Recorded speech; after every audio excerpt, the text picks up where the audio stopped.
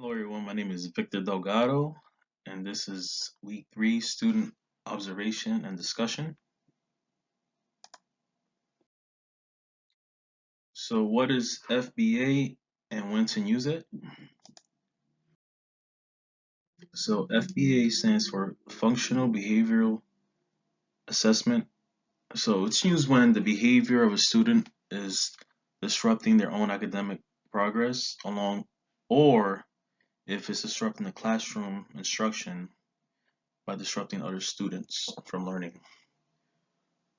So functional behavioral assessment's goal is to understand the reasons for the negative behavior so they can find strategies and skills for the student to learn so they can combat it. Another goal is to producing a positive behavior support plan, which is part of that. Increase positive behavior by the team educating student on strategies.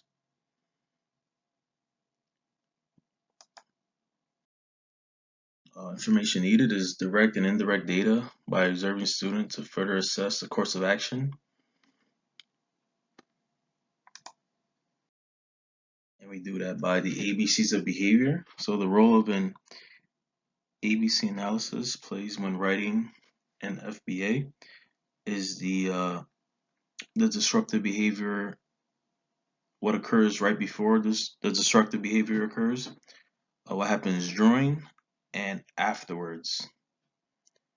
So antecedents is the trigger, internal or external, that causes the negative behavior by the student.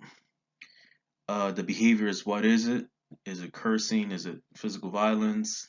Is it not being attentive to the classroom instruction? Uh, and then consequences is the what happens afterwards. Is there any reinforcement or punishment due to the disruptive behavior by the student? So observing what happens right after.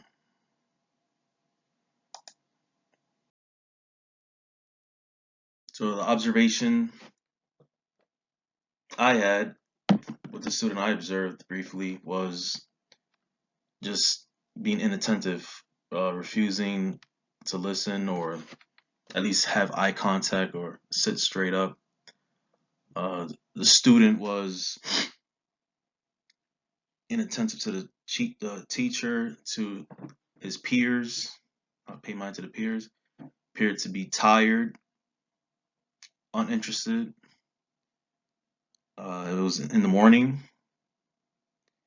and I know from the counselor that the students, goes to sleep late. Sometimes doesn't.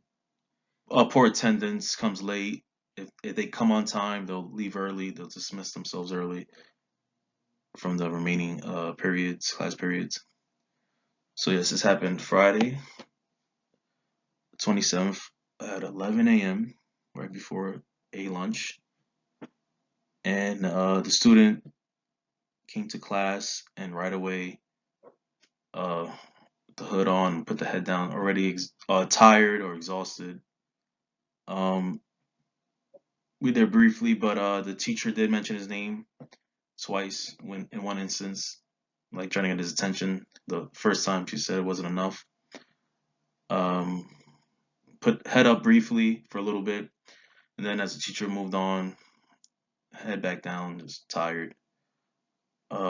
So yeah, the main direction by the teacher was just verbal, just a name. It wasn't in any harsh way. It was just regular, just saying the student's name. Okay.